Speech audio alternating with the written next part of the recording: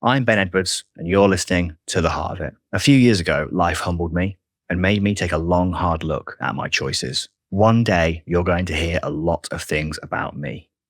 Some of those things I can't talk about right now, but I had to make a lot of changes. I lived a life fueled by shame, and shame cannot survive being spoken about. It needs these three things to survive: secrecy, silence, and judgment. So I made the decision to start talking about these things, and I'd like to invite you to listen to how that played out. This is the therapy that I never thought that I needed. Let's get to the heart of it. How does it feel now? Like really feel, not, oh, it feels great that I'm really authentic. How does it really feel in those days when, as you say, you're being brave with your life? When you are brave with life every day. Yeah. Well, when you are authentic, when you are taking the courage to not put the wall up. It hurts when you get pricked. I couldn't think of that. It hurts when you get hurt. You actually hurt because you are being authentic. Those masks keep you protected. Okay. When people don't know you, they make a judgment from you. They don't like you. There's something said. You're like, you don't think this contradict. Well, you don't even know me because it's a mask. Those masks, especially the ones I wore, were like, "Ooh, fuck, what do you think, mate?" Yeah, you're keeping like a distance. Yeah, you don't even know anyway. Yeah. So when someone does know you, they do see you, or not necessarily see you, they might not see you, but you are showing them that version, the more authentic. Then it hurts. Not a version, the real. Yeah, but that when you show them that side, I suppose is what I mean, then it hurts. You're hurt when someone doesn't whatever towards you. Mm-hmm. That hurts. And when you can't deal with that pain, then it's, you don't want to put yourself in those situations. That's why, me and other people don't do it or didn't do it. Yeah. Because, people say to me about the vulnerability thing, oh my God, I can't believe you'd say that. Tell someone about this stuff. I'm like, because they wouldn't, they don't want to, they feel fear. And now I'm like, I just do not, like I told you a story when you first got here. And people are surprised, I just say it. Because I don't want to live in a world where I've got friendships, relationships, whatever else, with people who don't know people know my stuff, my friends, they know my stuff. All of you guys know, obviously, different pieces of the information. Most of you know, or true, but no one will be like, oh, he's not told me that, or he's going to act something. You know really what I'm about, really what I've thought about. You first turned up and asked me the thing, like, what's this then? I'm like, I knew, and I shared the thing. I'm open like that because I want people to, I just want to be real all the time. But to do that, it takes courage, because the more, as you say, the more real you are and the more you bring that to the surface and show people who you really are, the easier it is to get shot at, because you're kind of putting your head above the parapet, right? And you can easily get shot at. The harder it is sometimes to come back from the failures or the knocks, because why would you want to put yourself back through that? Why would you want to, feel that pain again? So it can be really easy to retreat back into those masks or those personas as a bit of an armour. But what's the good side of it? This is the question that comes up when people say, do you think you can ever go back? We always said, like, self-awareness is a double-edged sword, right? Once you're aware, you're like, oh my God, like, what on earth was that? Like, some of the stories I told you, you're like, I'm like that. Like, what? How did that thing even come about? I think, once that room, I think you open the door, you go into the next room, and then we kept having the realizations all the way up. And you can't even imagine what it's like to not know that. Back to you said about the language thing, and you said, oh, it doesn't sound like we're high and mighty. No, not all, because the next boat, we're face down with the next thing that's coming up. But what I mean is that you don't know. And then once you know, you cannot not know. Yeah. So literally, you can't not see it. I can't even comprehend what it would be like, or what it was like to be back when I didn't know this stuff. Yeah. So when you say, how good is it? I'm like, it's the only way. It's the only way. Because people ask me, I'm like, back to the sauna, same person speaking to the cold plunge. It's like, what if I don't do that? He asked me a real big question. What do you mean, what if I don't do that? What if I don't do? Walked him through something. He asked me a big question, and I've got quite a lot of weight of the stories that can come with. So obviously you know them from the book. Where Plug. Where when I tell a concept and then used the stories from my life to bring them to life. He knows them, and he said, when you're saying that and you've gone through what you've gone through, Guy, that must be really like true, or you must mean it, because otherwise I would not expect this story to provide that realization. And he asked me the question, and I went through, it was a long walk, and I walked him through a couple of real life event situations, and he was like, it's not a long walk. It's like, it is not a long walk. And now people often text me saying, it is not a long walk. And I'm like, nope. And everybody says to me, I'm going to be brave with my life. And they, say, they think about me regularly when they're like, I was brave with my life then. But to answer your question, I said, he said to me, what if I don't do that? What if I just go back and live the exact same way I was living before? I was like, mate, you do you. But if I really share with you what I've lost, and when you sit here and talk to me and you feel it from me, if you don't get that, then that's on you. You do you, mate. Yeah. But so I used to tell you stories, right, where I'd go out into the world and make stuff happen, and that takes a lot of my like mental energy. Yeah, energy and capacity. Yeah. And then go and go and go and go, and then sometimes things would happen that didn't pan out, didn't go right, and I'd like be, quite bad mental health wise, like tired emotionally, mentally, and struggle to get up and then fight life, like get on with life. Yeah, you'd really struggle to get going, and you'd send up the flare. And you were the first person who that day in the change rooms, I think. Are we talking about in like Feb? Like yeah, did I forget my goggles? I was having like a week. Was it that, or was it your sock? It was something like relatively minor. I literally was in the change rooms, and I was like, I fell onto the floor when I realised I didn't have the thing I needed to do. And I was like, I can't cope. You couldn't get up. I was like, and I just texted you, and you rang me straight away.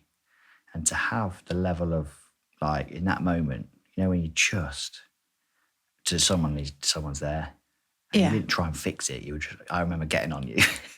That sounds weird. Let's clarify that. I came out of the change rooms. You were at David Lloyd. You came in early. I came in early, yeah. I climbed on you.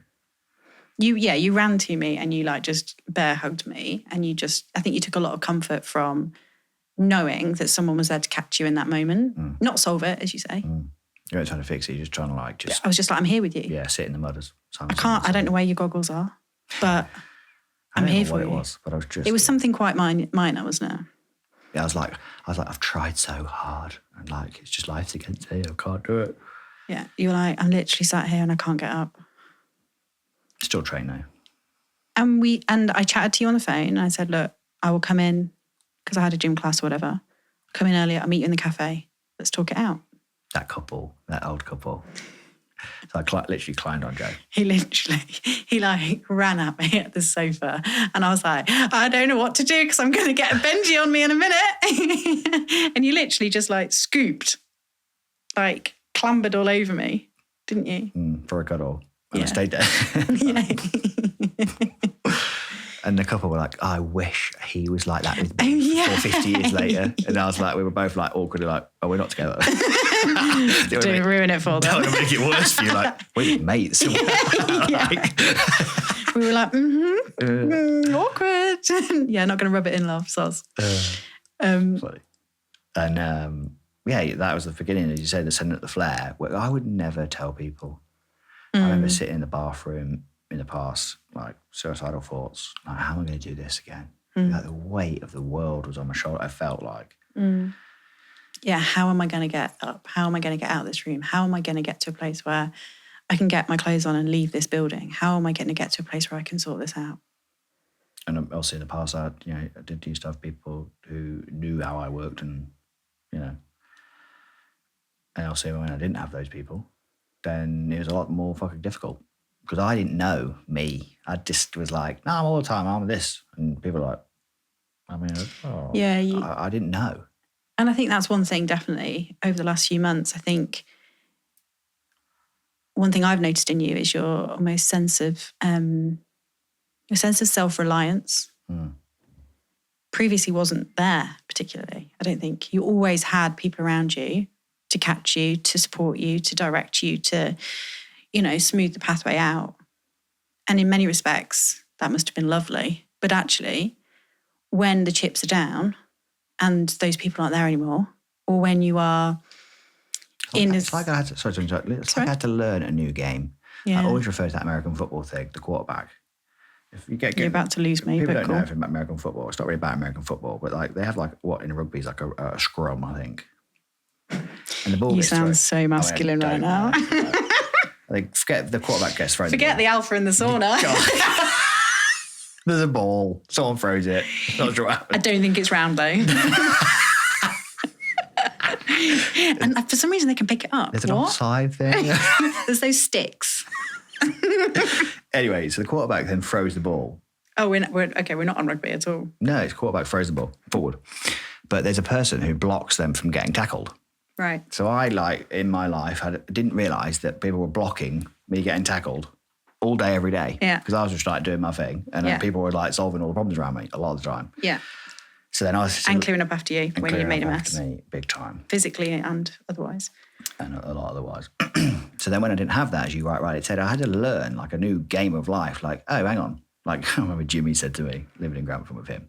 I was like... And they thankfully took me in the cute, naive way that they took it as, not a wanker. I was like, so who, I can't remember what it was. It was like a household thing. I was like, so who would do this thing? How does that work then? He's like, well, people have to do that. I'm like, oh, well, who are the people who have to do that? That's me, Ben. I own the house. I do that. Like, that makes sense, yeah. He's like, how have you got through life? I was like, I have no idea how that would have happened. That would have been, I don't know. That's not a me thing. I don't... So Jimmy like taught me how to like beginning of how to be an adult like on my own. I was like, makes sense. How you needed to go to the shop to get food in and how you needed to clean the bathroom every week or whatever. Yeah.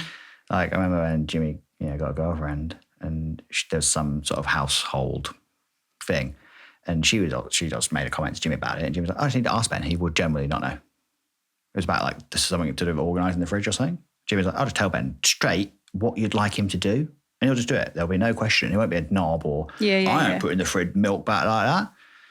Ben will just go, yeah, roger that. So literally Jimmy said, hey, can you do this like this the next time? Yes. You have to turn the spoons the other way up so then they don't dry with the water on all weird. Who knew?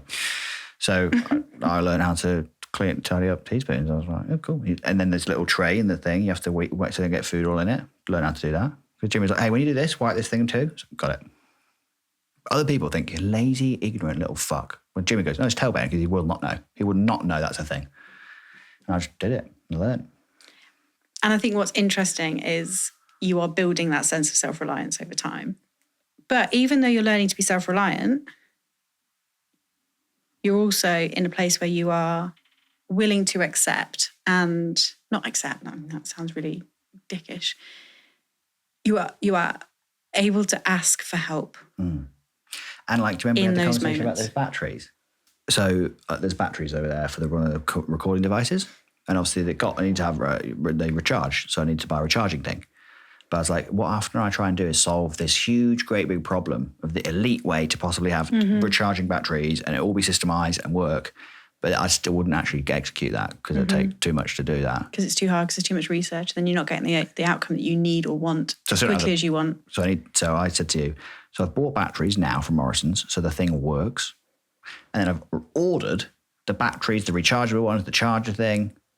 So it's not the most efficient way to do things. I might spend more money, but it actually gets the thing done. Because what happens is, I never knew, sounds stupid, like there's a knock-on consequence for, if you don't have that thing, then when it comes to 4 o'clock and you're about to put your hand into that bag that you thought, oh, you haven't done that thing, you haven't done that, and all the knock-on effect happens. So how I do my bodybuilding food, I do it in the ways, therefore I don't go, oh, shit, I ain't got that meal. Mm-hmm. Cook that time, they're all weighed, they're all ready. Therefore, when I go to the fridge, there's food in the fridge, took it to the fridge, put it in that bag, there's always there. So I don't have to remember, because I'm shit at remembering stuff like that. I have all my stuff in my bags. Mm-hmm. So whenever someone says, do you have I wouldn't have had it. I'd have forgotten my life and a sock and goggles. Everything lives in its place and goes back in its place. But I never had that framework to live like that in a house. I never lived on my own and been set up on my own. When I first moved in here, I had a fucking beanbag on the floor. Christmas Day, sat here on a beanbag on the floor. And I was like, well, how the mighty have fallen. Yeah. And I obviously got up and rebuilt like I have. And now we're here. And now here we are, friends. Don't really know where that story came from. Came from you saying about like learning life. Learning life, yeah. And being protected and not having those things in the past and learning about it all. But also, you telling that story just then, and you being honest about that. Like, some people might listen to that and be like, "What a knobhead!" As if you don't know how to do that or that or that. That takes a lot of courage. And I keep coming back to this thing of previous personas of men would never have admitted that sense of vulnerability. I wouldn't even have known though. I would have just thought everybody else is the same. Like I said about assuming that everyone was like that trying to get to the other side. I just thought everyone was the same. I didn't even think about anyone else really. I was just like, I'm going to do me. And as long as all the things keep happening, I never fucking thought about it. I never even thought it. I didn't even know it was a thought to have. When you, Judy, whoever else, other people have said things, do you ever think this? It's like, I didn't know it was a thought to have. Well, what's that mean? Obviously you were like, well, that's an obvious thing. And I was like, I mean, is it? I never even knew it was a thing. Like me and my therapist at the beginning, I had so many conversations like, no, there's no way they would have thought, they would have thought that. But then when I had the conversation, they're like, yeah, I thought that. I was like, I'm lost. People were having thoughts and now I obviously know them. I'm like, I wouldn't even, like, who knew the council tax? Like, I mean, I'm just shifting topics there, but you get I'm like, I would just not know. But I think there's a practical thing, but then there's the emotional thing. I was meaning more the emotional thing. Yeah, I know you were. You were just trying to make it less heavy. Ridiculously heavy. But I think that's the other thing. So, I mean, we've talked about so much stuff already. We've talked about your positive mindset to get you through when determination is not necessarily enough, and how you can switch your mindset into the positive and be grateful, show gratitude. I remember you one day we were leaving David Lloyd. It was absolutely hammering it down. I feel like we should get sponsored by David Lloyd for this, by the way. I feel like we've mentioned it every third sentence. Many people have now. David Lloyd, West Bridgeford. And I remember us leaving, and for some reason we'd both had a bit of a shitty afternoon for different, I don't know why, I don't know. And we'd managed to like cross paths at some point that day. And as we left, it was absolutely hammering it down.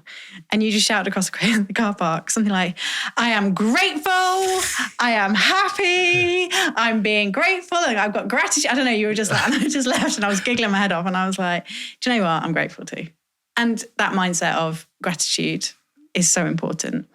We've talked about vulnerability, and we've talked about how once you kind of shed the armor, the mask, the personas, and are vulnerable and authentic, it's amazing what comes into your life by showing people who you are.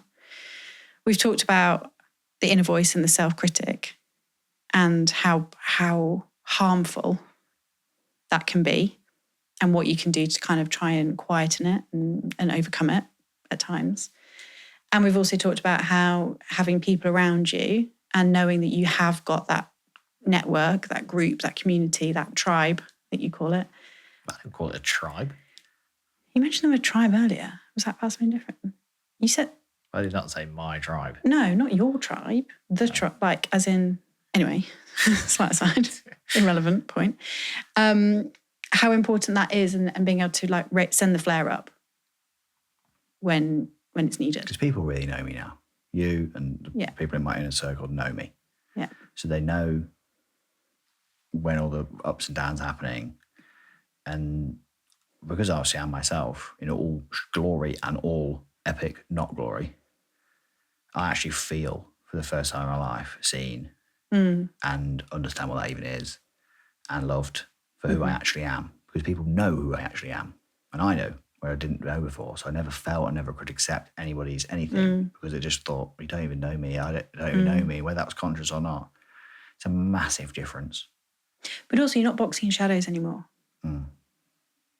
So you're not, because you are being who you are, and because you're being authentically you, and because you are being vulnerably you, in your interactions with your friends, you're not, I imagine, you're not working out what you said to them before to make sure it all lines up, or not trying to duck and dive, or not trying to flex. I never did that. Right, okay. I never would ever be like that. But like I said this to you before, do you remember we had the conversation about the Ironman, the full one? We've had a lot of conversations about Ironman. So we might need to clarify slightly. We had the conversation earlier on about doing the full Ironman. Yeah. So the Ironman is over 12 hours long. It would have taken me over 12 hours. The situation I'm in right now, anything over 12 hours would have come with another stipulation. Yeah. So there had to be something happen, Mm-hmm. which actually was worded in a way that would have given freelance to do what I wanted between certain times. But the difference is what I said to you at the time is, although I would have been able to say, that's what I'm allowed. That's what it says. Yeah, in black and white. I know. And I knew, and I didn't even think about it. I was dead and I never even crossed my mind. But the difference was, in the past, I would have justified. See, I didn't actually say that to you. You thought this and da-da-da-da-da. So that's on you, not for clarifying or some version of that shite. Now I know the difference between right and wrong, like I always knew. But now I just don't do. So, and you said that was a huge thing when you heard me say that to you the first time. Yeah, it was. Well, yeah, because, I mean, I didn't know you in your previous existence, but from what I understand, like, you definitely are in a place now where, no, most of the time, there's probably still the odd occasion where, I don't know if you'd agree with that or not. I'd never go over it. Like, sometimes you want to, like... You're tempted, though. Oh. Yeah. This is what I was about to say when we're just finishing off the other conversation. But people listening to this, it's not easy. It's not like when you said about figuring a bet, it's not easy to do any of this stuff. It is an actual street fight, so often. With yourself. With yourself. Yeah, and that's probably the hardest bit, is you can't run away from it. Can't run away from it. And I know the consequences. And I don't mean other people, external. I mean, to me, to breach is not going to be okay with me. Mm-hmm. And also you said about, people listening to me talk about before would be like, what? I can't do. But people look at me and think certain things from how I conduct myself and think it's all going on, it's all this, it's all that. Also the social media-ness and all the rest. And what I get told people say about me. And I suppose in a positive way. Like, how's he managed to do all that again? Yeah. But they don't see the other side. And that's what I'm trying to share from mistakes that I'm obviously talking about, which when I can talk about more. And all the other things, like, if I can figure it out to the point I'm at now, which I like to think, the relationships that I've got in my life and the people and the things I've done, it's good, it's proof, then anyone can. Hi, I hope you're enjoying the episode so far. 2 things, these conversations are sometimes quite long, so we've split them into 2 parts. To get access to part 2, plus all the behind the scenes and never before seen footage and exclusive material before anybody else, hit the subscribe button now and download your free VIP studio pass into your mobile wallet. To do that, go to theheartofitpodcast.com/pass. Second thing, as you can see, I'm in a purpose-built studio. I'm a coach and I'm recording a podcast to grow our audience, reach new people, all whilst building trust and authority in our niche. This studio is owned by a 7-figure coach, a company that I'm partnered with who help other coaches to grow and scale their coaching businesses online. If you're a coach, author, speaker, or expert in your field, and you'd like to see how the performance of this podcast translates into business revenue, as well as how much we make from the YouTube monetization and podcast sponsorship deals, just like this one, download the Podcast to Profit Guide, which you can do at theheartofitpodcast.com/podcast profit. Now, back to the episode. If I can figure it out to the point I'm at now, which I like to think, the relationships that I've got in my life and the people and the things I've done, it's good, it's proof, then anyone can. So I guess it is a message, obviously more will come transparent in time. Someone's listening to this and they're like, whether they get it all or don't get it all, and, whoever they are listening to this in whatever context. Because someone might be, I think people, if I listened to this before, I've kind of gone, I kind of like what you're saying, like the gratitude stuff and being happy, but how do I actually do that? I don't know what the actual steps are to do that. I don't know how you actually be that in the moment. I wouldn't have known that. And I guess when when people talk to me, again, kind of, it's men, a lot of it. They're like, sort of mentioned that story. They see me and I also share the struggle. Because people say to me, but you're so good at this and you can really speak well and you can labour. I'm like, and then I share and they're like, oh, fuck me. It's interesting what's coming up for me as you say that is there's like a meme or something on Instagram about, oh yeah, look at my overnight success that's taken me 10 years. And it's true, like people talk about that in the business world, you know, oh my God, they've made a real success of that really quickly and stuff. And it's like, mate, you haven't seen the hours where it went wrong and the days where I questioned myself and the 60, 80, 90 hour weeks. You haven't seen all of the graft. You haven't seen the trials, the tribulations, the disappointments, the moments I had to really dig deep and put a brave face on it and stuff. And we know that in, the tangible business world, that there is no such thing as an overnight success. But in this world, with the things that we're talking about, there is no self-awareness without doing the work. There is no choosing to make some changes or choosing to be different without going into the depths of the understanding in the first place. And I think that links back to what you were saying, is that people might have this perception of you from social media, for example, or they might see you bouncing around at the gym looking like you're okay. But just like everyone else, you have what's going on inside, which is not necessarily the same as what people perceive from the outside. And obviously, as you said before, I can show up really, really hard, even though I'm struggling a massive amount, like beyond what people would ever be able to imagine is going on. Yeah. And I think back to what I was just saying, when I had another coach on here, Jess was on here, speaking about child abuse, sexual child abuse as a child. Child abuse as a child. I said, what does it actually look like? As in, the actual, what happened, if you don't mind sharing? And she went into some detail, which also was on an episode. Because I think that what we're talking about here, I don't mean obviously child abuse, but I mean, you hear things, what we're talking about, and you go, you don't see necessarily yourself in that story because you don't have that awareness to go, oh, that's when I did that thing. So when I started to have some new knowledge and new awareness, like a new lens given to me, when I then replayed other things, I was like horrified. And I guess when we're just talking about that, sharing those things, I guess I'm trying to connect with people. If I think about what I'm saying, I don't want to say it's supposed to be like this, but what I mean by that is that if someone had told me, back to your overnight success, actually, like if someone said to you, oh my God, that Ben guy's got it right going on, you wouldn't say this, but you'd be thinking, you haven't seen the other side of it. Yeah. You haven't seen the moments when he's absolutely, you think that's luck. You think he's just done that. You think it's just gone easy for him. You've got no idea.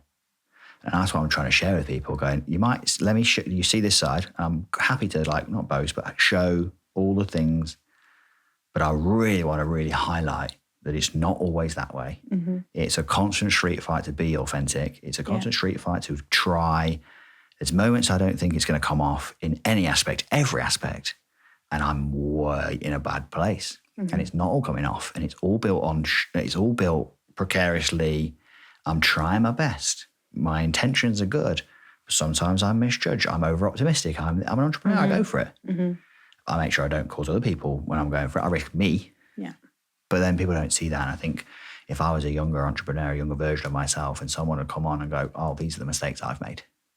Look at them. And not for praise or for accolade, there's nothing to be praising them about. And going, this is what it looked like.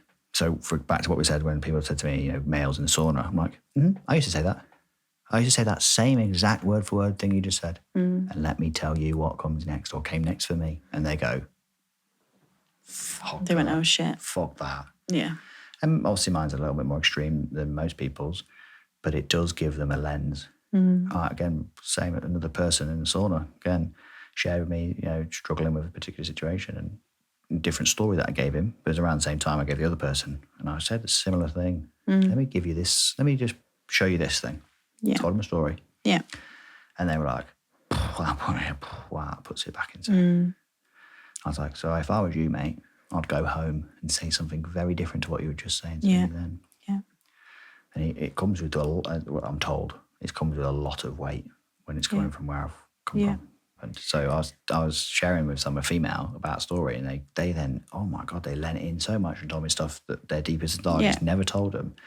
I told my therapist, and she was like, so your vulnerability, and obviously I'm meaning it in a completely intentional way. I wasn't using vulnerability for connection. And she went, you're creating a power dynamic. I was like, oh my, fuck me.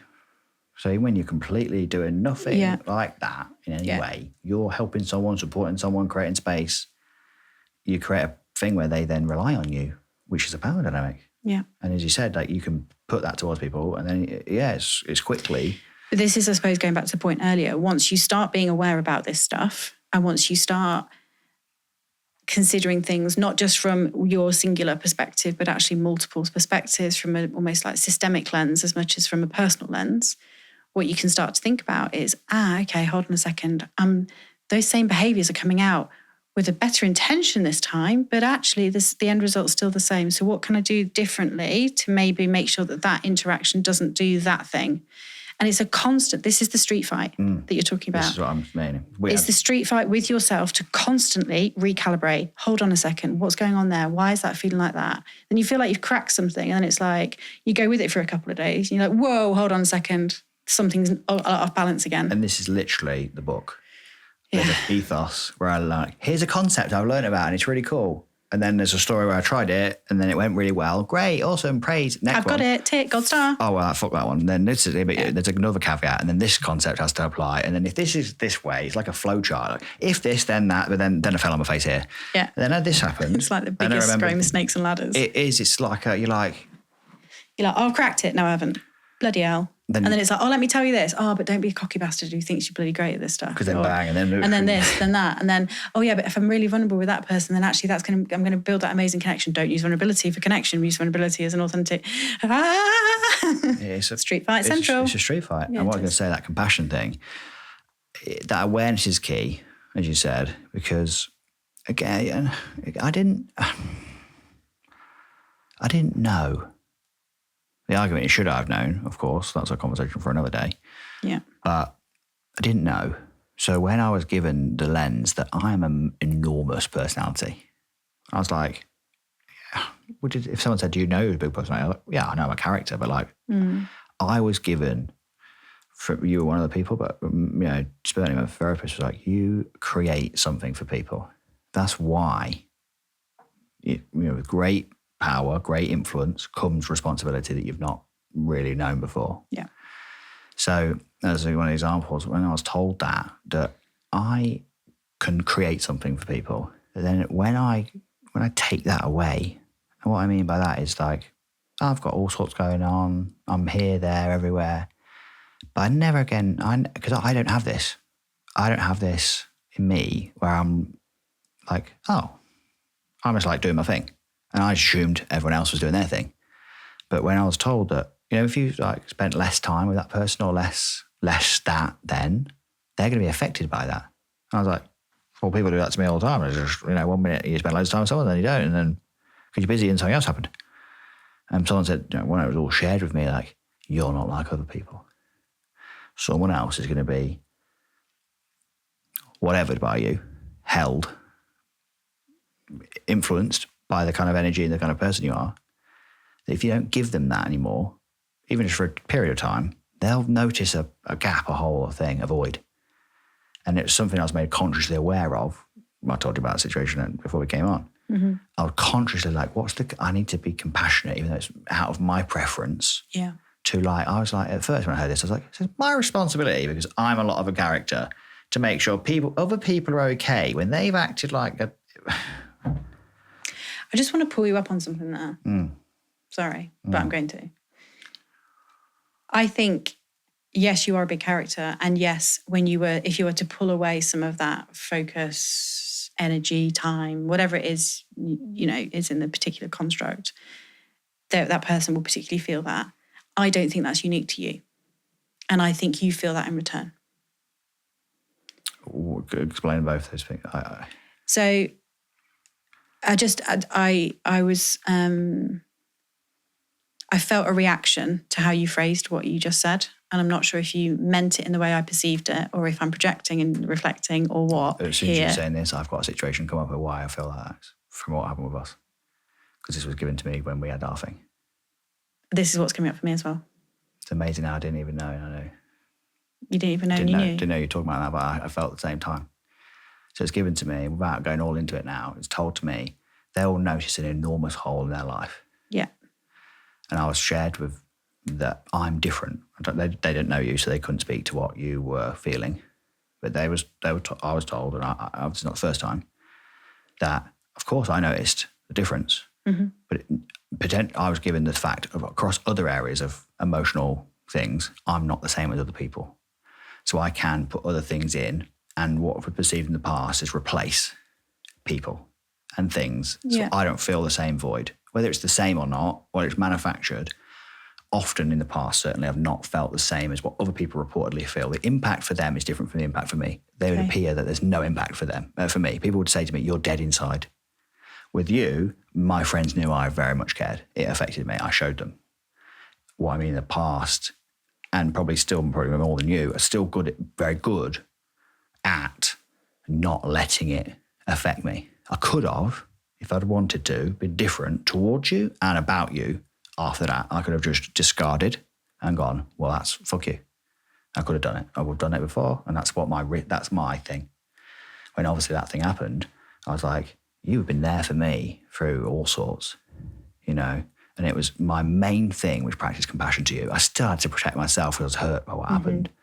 But I was like, but when it came before, you were there for me hugely. So just because that thing's hurt me doesn't mean the end of, doesn't mean this. I just had to step back, but still I was very conscious. And that's what I was really meaning to.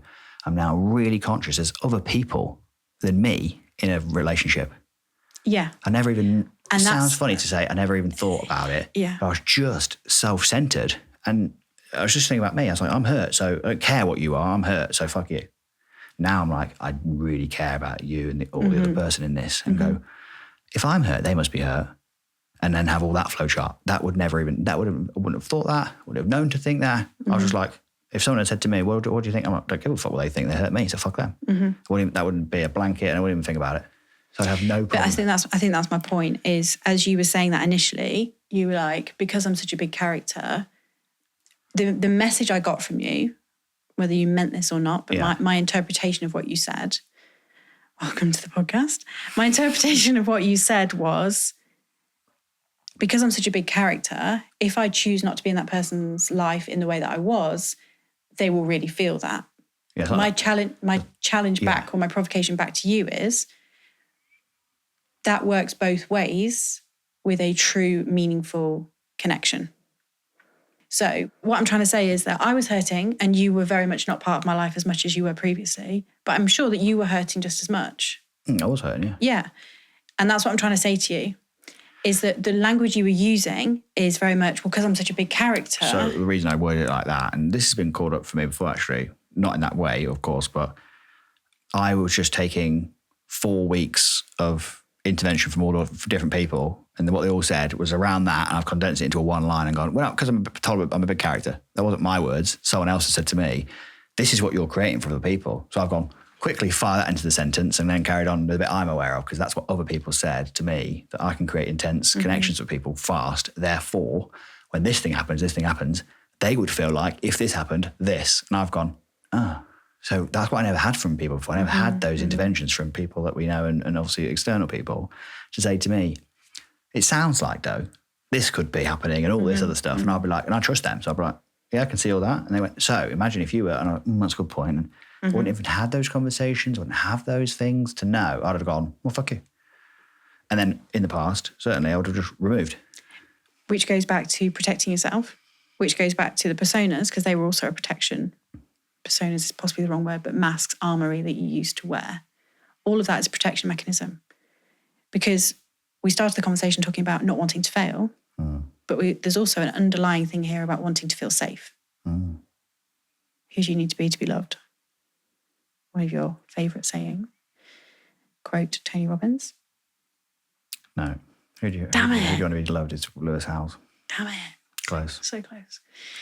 But it's interesting, isn't it? Because like the fundamental, like the behaviours that we're talking about, and this journey and this learning experience you've been on and are actively engaging with, almost the underlying tenements of it are not wanting to fail and not wanting to hurt.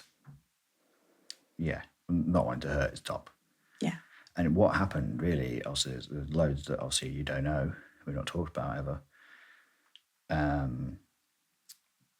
But it was really given back to me in that time, how much it had done for me, like reminded, because my brain just deletes and just sees the last thing and goes, protect. So sorry, the stuff we haven't talked about since our... Right, okay. This intervention, obviously, conversation that I had across the whole range. Like, this is not a one-up. I don't mean this in a one-up. I was having still significant amounts of therapy and all sorts of people in around the whole thing. I don't know what you did and how you spoke, who spoke to, so you may have done exactly the same. All I know is I was having so much professional intervention around that, or before and after. So then I had all of it given back to me in all of the lenses from all the people, all within that 3-week period. Also, when we had the conversation, whatever you did off that. So I was getting things given back to me about myself, about, obviously some of them knew you, some of them didn't know you. So like what you said kind of when we recorded some of the book stuff, you were like head first into the storm. My priority was not to cause you pain back, protect myself. And then I had to I was trying to, and hopefully I did, get a real grip of what actually happened. Because everyone said to me, the response I was having, although they could see all of why, it was still extreme response from myself because of the things that had gone on for me in the past. That got nothing to do with you. And to separate those two was very, very difficult. From the pain I felt from what I perceived you versus the pain that was caused from other things that was triggered by what happened. But again, like that sounds easy. Like I just worded that. No, it's not. It really isn't. Like not even that's not a street fight. That is and you have to like.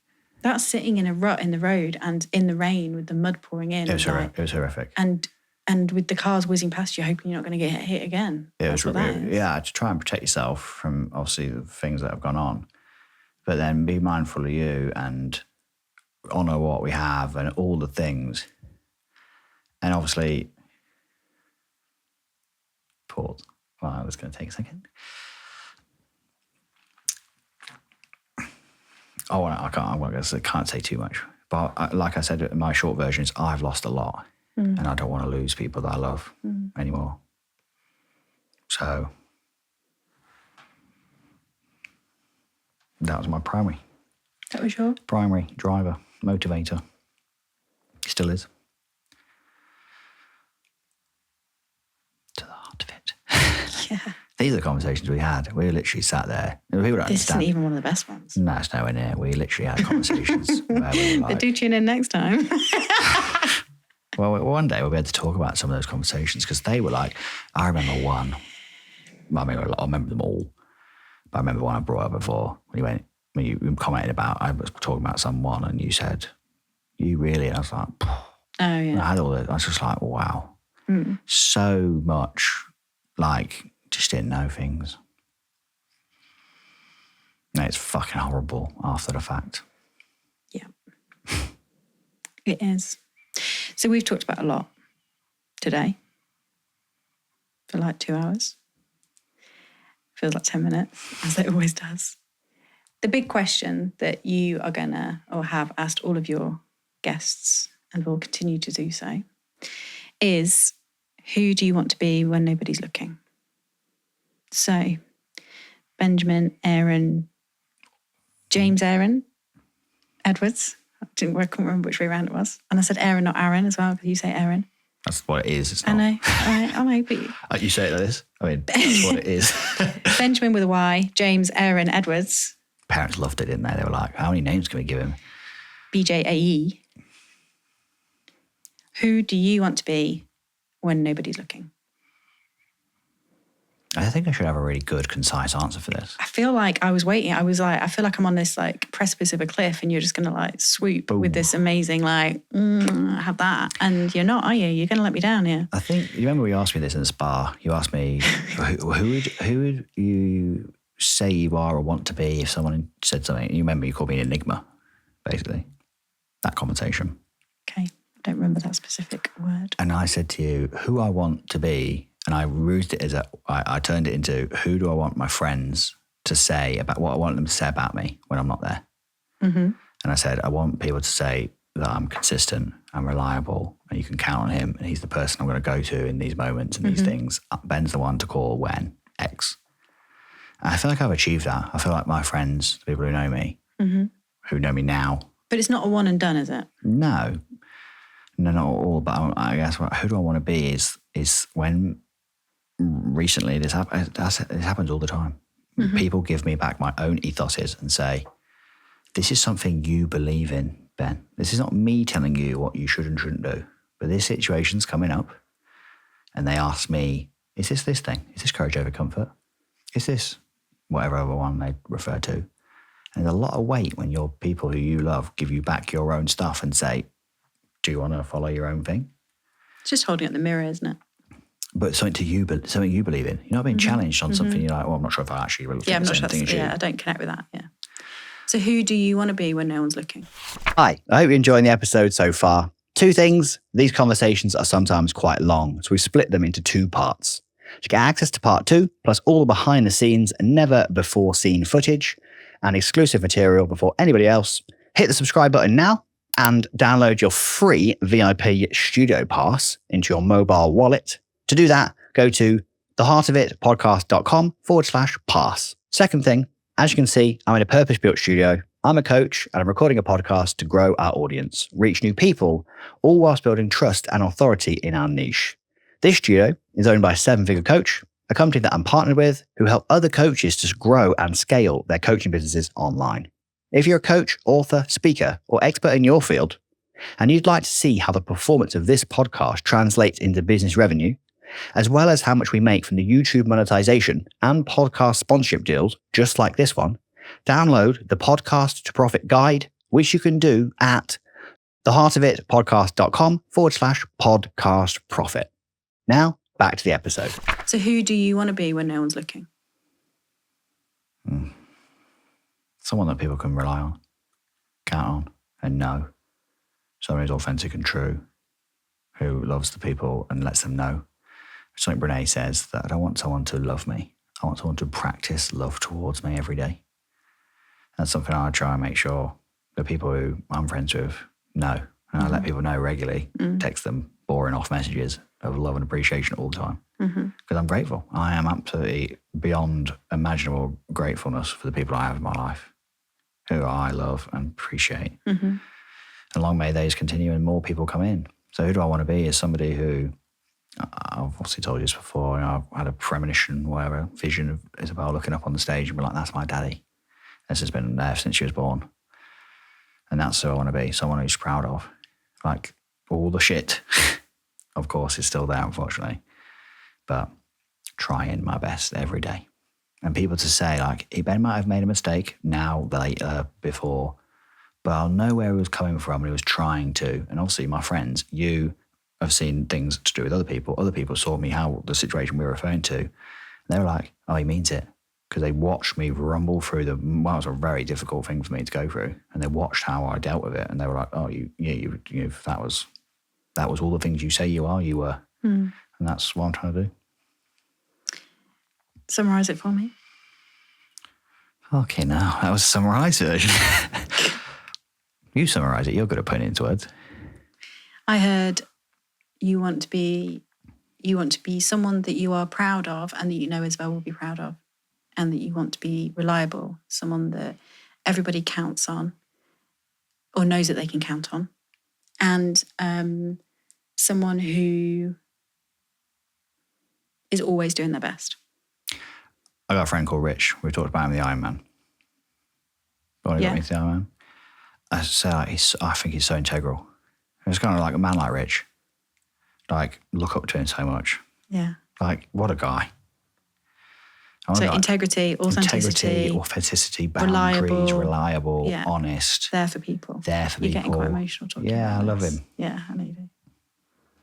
He's the first person, like. Anyway. But you're doing this stuff. I'm proud of you. Thanks.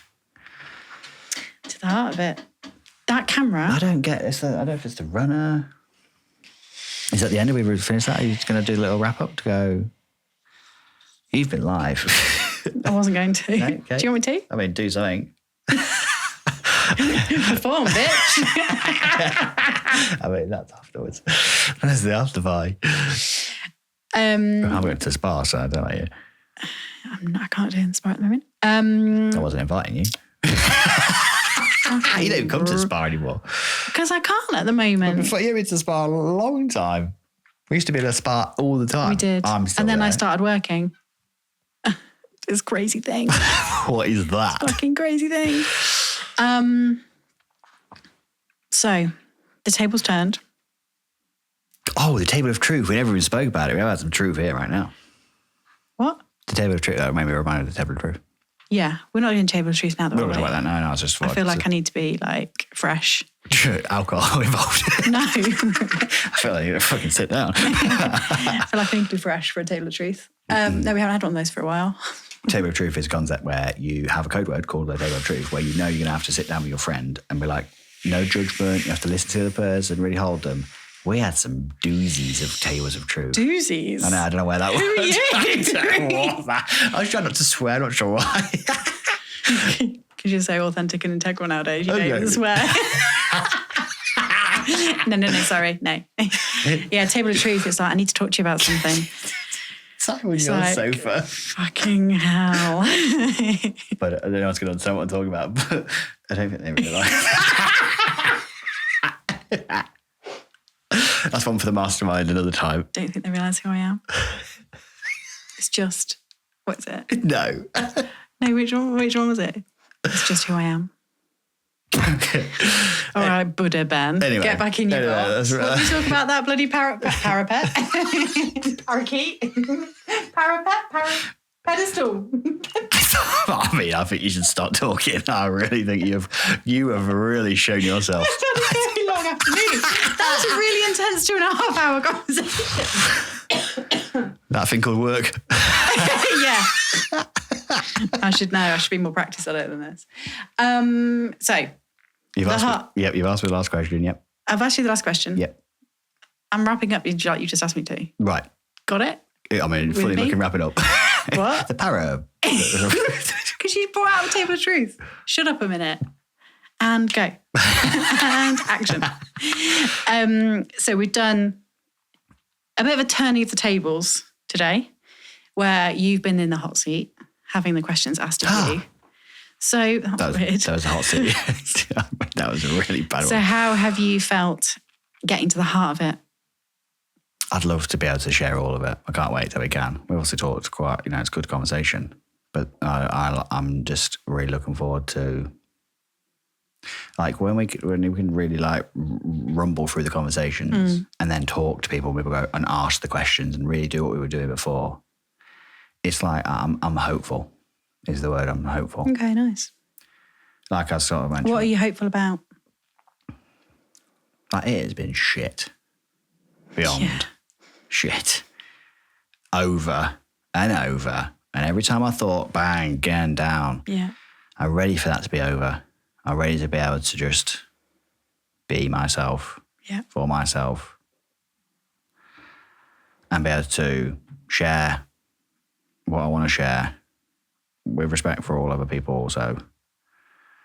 And this is hope, like, what you said at the beginning, it's about creating this, like, this means everything to me. All this stuff means so much to me about all of it, because it's all turning it all into work, like, it's for something. Mm-hmm. It's got a purpose. It's got a purpose. Yeah. It's been so difficult across so many things. And I've been trying my best, failing all the time and regularly, and trying my best continually. And this just means such a lot to me to bring this all together and to be sharing this with you and the people I'm sharing this with. And people will realise, apart from you're really close to me, how much all this really means to me. And what it's taken. And what now people have got no idea. They just think I just springed up a thing and it's just like, oh, look. Nope. It is mad. It's mad. Yes. And I've only known 8 months of the journey or whatever it is. Yeah. So, And what have you seen change in the last 8 months? The evolution of it? Me? So much. So much. I think we talked about a little bit of it in the main chat, but like the kind of improved sort of self-reliance, the improved boundaries, the fact that you are actually much more saying, like, doing what you say. I think these ethi that you've adopted and that you are adapting as well, because you are playing with them. You're not like, they're not always exactly worded the same because you're kind of toying with them, but the central ethos is the same. I see that becoming a real pillar of who you are, for sure. I've seen you grow and step into... You've stepped into the authentic you that I met from the very beginning. And honestly, when I think about you now versus you then, it's almost like this... No, they're not different people at all. But your sense of... I perceive you in a way where it's coming... You're going outwards rather than being inwards. And I don't really know how to phrase that in a way that makes any sense and doesn't sound really completely woo-woo, but I feel like you are stepping more into you, owning who you are, owning your shit, owning the mistakes that you've that you've made in the past, various different reasons, owning that you're not getting it right all the time, but you are stepping into it. You're stepping into those street fights. You're stepping into those conversations. You're pushing yourself to be better every single day. And I see that. I guess I thought the people... fear of judgment. You're welcome. Thank you. The fear of judgment is the thing that holds you back. What will people think? What will people say? But the more I've, because you said to me, are you sure? Are you sure you want to? Are you ready to? And are we going to be okay? I was like, doing it anyway. That's when you were starting to be a bit more visible, isn't it? And I said, are you ready? Because it goes back to this idea of the more vulnerable you are, the more you put yourself out there, the more authentically you are, the more it can hurt when people don't respond in the way you expect or when you start getting rocks thrown at you for whatever reason. And I said, are you ready for the potential downside of this? And that's why I went to obviously what we just said there about when you're still trying to figure out if you're sure, it's much harder. When you're really sure, and to the Stonehenge thing, don't get wrong, it's not going to be nice to get comments. But when you know... Yeah, where you're in tune with yourself. Because obviously, the different people found out about my different stuff as the time went on. Yeah. And my perception, the way I am towards it was very different now. Because I don't think accepting is the right word. I think you're owning it more. Well, I do. Yeah. I do. But I understand a lot more of it than I ever did. Yeah. It was such a big thing, to get your head around. All of it. I think the thing that I see in you is a sense of responsibility, personal responsibility. Apart from that one day where you spoke to you and then you rang Gemma to check on me and I was like, this thing happened and then my therapist said this thing and I really did not like this. And Gemma goes to me, Ben, you're really good at taking responsibility usually. So I think she might be right as you're not. I was like, back to that mirror again, Yeah, and I think you are surrounding yourself with people who aren't afraid of just being like, just a second. And I think sometimes you need that. And I probably had that before, apart from they didn't say, because I didn't give anywhere. It was no... You didn't allow it. And I don't mean that from a... I know what you mean. You weren't receptive to it. Correct. That's what I mean. I know. You are now receptive to it. I want it. You want to get better. I want to get better, but I want to know. You want to be better. I want to know, like that sort of thing. I never would have behaved that way if I'd known going in there that's how you felt. I never would have even thought about it. If someone had said to me, you do realise, let me tell you, before you're about to press the red button, this will directly hurt me right here, right now. I never would press it. And I bet next time we're in a sauna situation where there's a group of lads. Won't happen like that. Yeah, it'll be different. But I guess, it is obviously my responsibility because I never let people have that. So then they never did that because the consequence for them and their perception was you're not going to want to hear that. Yeah. And I think that's the big thing. I think you're taking personal responsibility. I think if I was to sum it up, I think the biggest change that I've seen in you since I met you is a sense of personal responsibility, both in practical terms, and I'm talking about doing your weekly shops and getting your food ready and all the practical stuff and like keeping you on top of your household and all the bits that you were talking about that you learned with Jimmy and stuff. But I also think from an emotional point of view, there is an increased sense of personal responsibility. And when you're down and when you're flatlining and when your energy levels are low and when you're in a bad mental space, the first thing that goes is your sense of personal responsibility because you can't do it.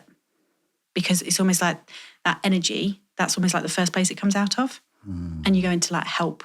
Yeah, victim. Victim, yeah.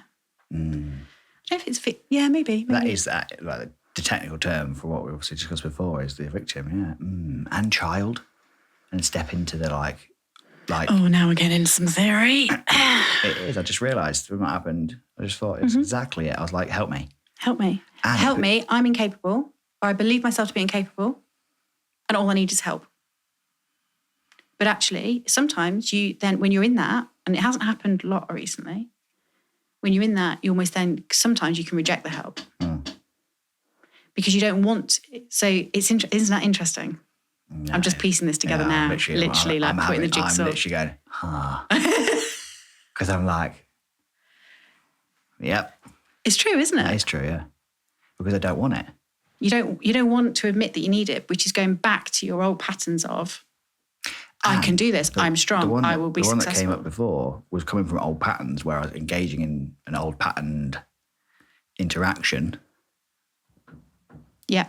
Which caused that, because that was all the same thing. Yeah. And so you reacted. Yeah, not physically. No, you had an emotional reaction to it. Yeah. Ouch, ouchie wowa. Yeah. Because I thought someone was going to help me, and they didn't. Goes back to this. Which goes back to the street fight thing. Ooh, if you can get to a place, like that one.